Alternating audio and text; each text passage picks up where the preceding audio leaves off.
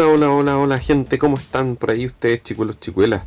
Obviamente esperando que muy bien y que todas sus familias se encuentren pero al 100%. Nos vamos aquí con la segunda parte de nuestros contenidos, que como se acordarán decidí dividirlos mejor y hacer lo que corresponde al ascenso de los totalitarismos en esta nueva versión. Así que nos vamos al tiro, chiquillos. Así pues, vamos a ver cómo surgen estos regímenes. ¿Qué nos referimos cuando hablamos de totalitarismo? Puntualmente nos hablamos de sistemas de gobierno, a eso se le llama regímenes, que concentran una serie de características que son sumamente particulares. Paso a comentar algunas de las más importantes. La más relevante, por eso la pongo en primer lugar, es que los totalitarismos, que ellos buscan controlar totalmente a los individuos en función de que el Estado es el que manda. Tú, como persona individual, tienes que desaparecer y obedecer al 100% a lo que el Estado, los que dirigen el Estado, te dicen o te imponen. Así funcionan como primera instancia estos regímenes. ¿Qué otra característica los define? Que son sumamente controladores de lo que se entiende como ciencia, con lo que se entiende como tecnología, es decir, se controla incluso la noción de progreso, apoyada por estas dos grandes dimensiones. Es decir, los regímenes totalitarios lo que hacen, chiquillos, es ordenar a su parecer y a sus usos lo que se entiende como ciencia. Es decir, no todo es ciencia para los totalitarios, sino lo que ellos quieren entender como ciencia y la deforman puntualmente a su favor. Más bien podríamos decir que la ciencia que se apoya sobre estos sistemas en muchos aspectos es pseudociencia. Si bien en tecnología lograron considerables avances, logros significativos, todo está en función de lo que el Estado quiera. Por lo tanto, no estamos hablando de un progreso para la humanidad, sino que solo para quienes están con el Estado representado por las personas que lo mandan y por el discurso que tienen estas personas. Como les estoy diciendo, es sumamente centralizado, no puede haber pluralidad política, es decir, son antidemocráticos todos. No puede haber distintas voces en lo que respecta a las formas de gobernar. Solo tiene que haber un partido, que es supuestamente de toda la gente, por eso se le llaman partidos de masas, y no puede tener desafío. Si lo tiene, pasamos al otro punto, el sistema reacciona inmediatamente con un fuerte control policial sobre esas personas que tienen otra voz y los va a reprimir a tal nivel que incluso la muerte va a ser una herramienta recurrente en estos sistemas. Por eso se habla de un sistema terrorista de Estado que genera miedo en todos los que se oponen a lo que el grupo control determina, el grupo de control determina.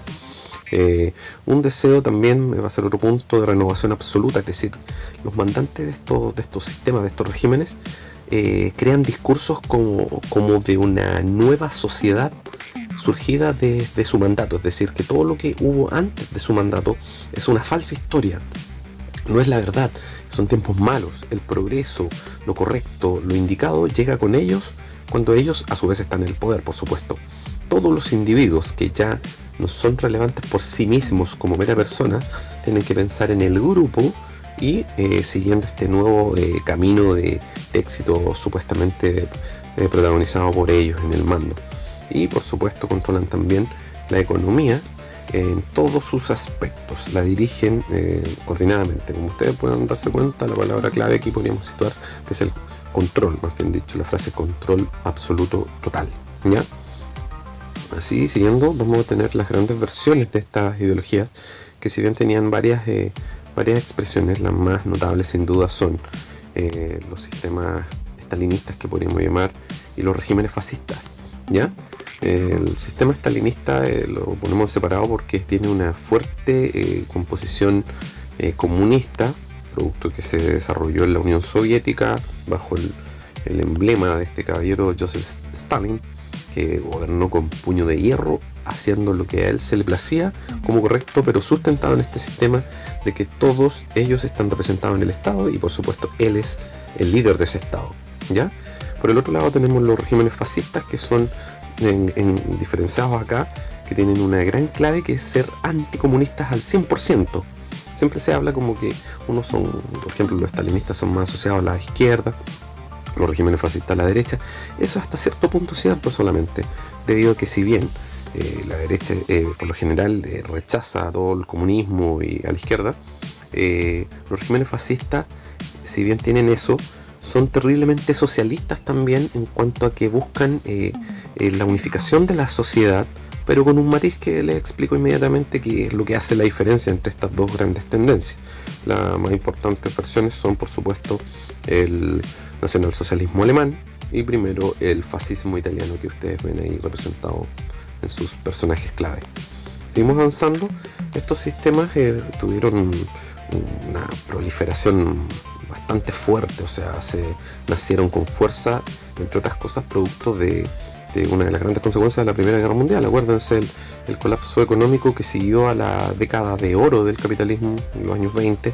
A finales de esta década ustedes saben que se desata la crisis, y en uno de los países que más fuerte golpeó fue precisamente en Alemania, producto de todas las deudas que tenía, ¿no es cierto?, este país, producto del Tratado de Versalles. Esa lámina que ustedes ven ahí es súper ejemplificadora, pues son puros niños jugando con fardos de billete, para que vean el poco valor que tenía en la época, ¿cierto? Aquí hay un país latinoamericano que pasa por algo similar, ¿ya? Bueno, y entre otras cosas, ¿no es cierto?, tenemos que aquí en este mismo periodo, producto que esta crisis se da en pleno contexto de una democracia liberal funcionando, ¿ya? En Alemania se le conocía ese régimen de democracia liberal posterior a la Primera Guerra como República de Weimar, ¿ya? Poco a poco la gente comenzó a tenerle un poco de odio a esa república, porque representaba el fracaso del liberalismo y la democracia, y esa misma sensación fue la que tomó con mucha fuerza líderes como Hitler, en su momento también Mussolini, que lo supieron aprovechar a su favor. Pues bien, un pequeño comentario aquí con respecto al estalinismo, que a pesar de que toda Europa o gran parte de Europa estaba pasando por la crisis, tenemos que reconocerle este punto, que debido al ensimismamiento de los soviéticos, la Unión Soviética estaba encerrada, es decir, era un país que no era bien visto por los países de Occidente, producto que todos son principalmente liberales en ese tiempo eran, y este país se alza como un país comunista, va a estar por mucho tiempo encerrado, pero va a sacarle a favor el tema de su alta población y de la conducción, pero terriblemente dura, de los líderes del sistema, en cuanto a las obligaciones, a las imposiciones que le hacían a su gente, bestialmente a veces, y muy duramente. Perdón. El país, es sorprendente y paradojalmente para el contexto mundial, prosperó bastante en esa época, por lo menos, sobre todo por la parte de la industria. Se industrializó mucho la Unión Soviética por el puño de hierro, lo que ahora, si no hacían lo que te decían, ya sabes lo que te iba a ocurrir. Aquí abajito pongo la palabra clave, ¿no es cierto? Terror. Si no hacías lo que te decían, estabas frito. Ya, seguimos avanzando. Aquí hay algunas características de los regímenes fascistas. Acuérdense que los fascistas son opositores principalmente a los regímenes estalinistas, o más bien de izquierda, porque son precisamente anticomunistas. Es como la noción sumamente clara que se tiene para hacer la oposición.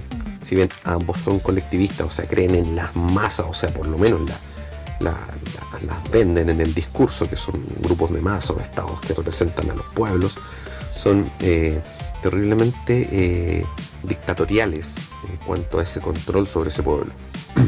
Aquí ustedes pueden ver algunos de los puntos que ya les había mencionado: el sistema de partidos únicos, muy bochinchero, les gusta hacer boche para que se vean así las masas representadas. Tienen que tener un líder, ¿no es cierto?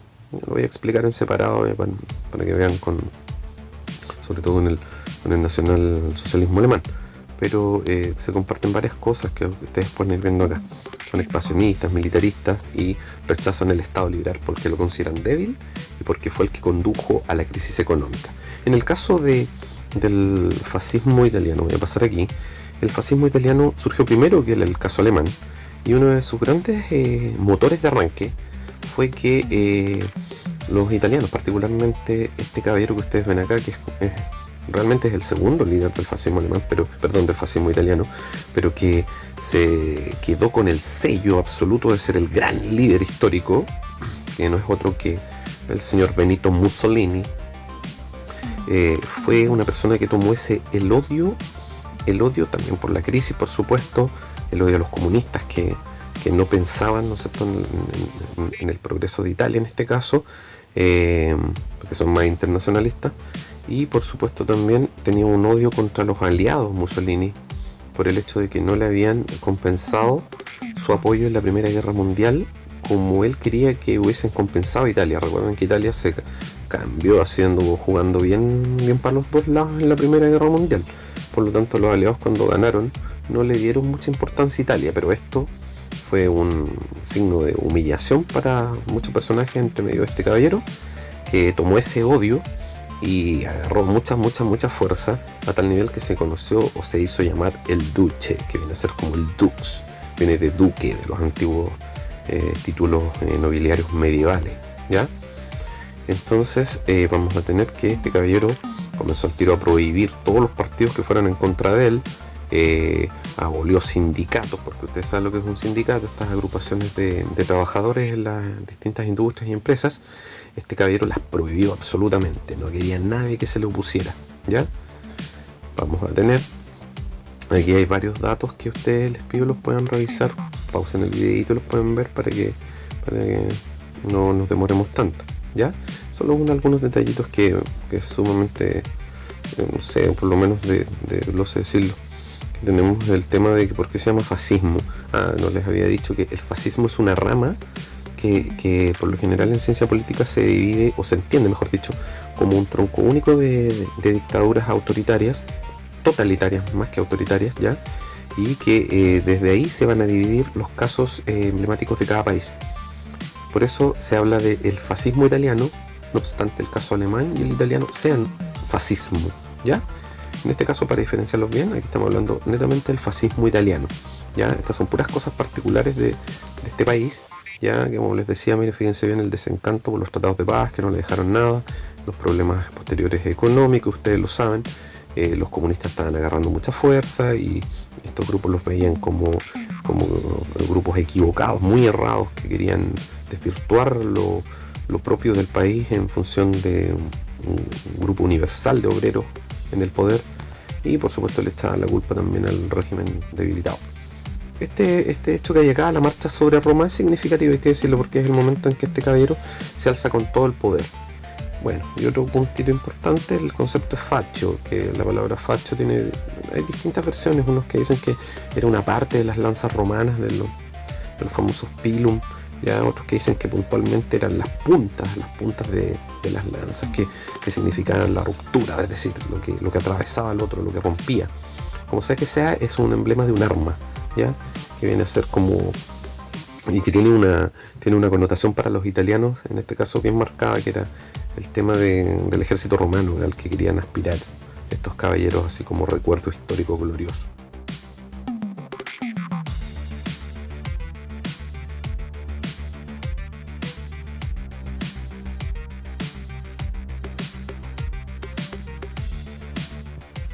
Estudia mucho y no te olvides que yo soy tu profe. Chao, chao.